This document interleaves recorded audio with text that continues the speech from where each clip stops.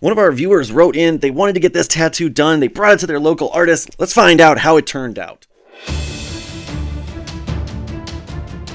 Now, this tattoo was sent in by Kiefer, and it was actually done by an artist by the name of Eric Goodman. If you want to check him out on Instagram, Goodman Creates. That's a great name on Instagram. He's actually the owner of Good World Tattoo. If you want to check them out on Instagram, definitely do so. Now, let's break it down.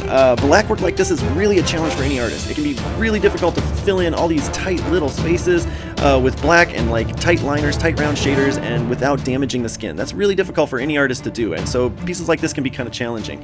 It's hard to get it to heal well, especially the first time over. Now, one thing I'm seeing is there's some patchy areas where the black definitely doesn't look as solid and black and uniform as it should throughout the whole tattoo, and over here as well there's light patches. So for the saturation, I'm going to rate it 7.5 out of 10. I think with a touch-up this thing could look really great, so it's not the worst in the world.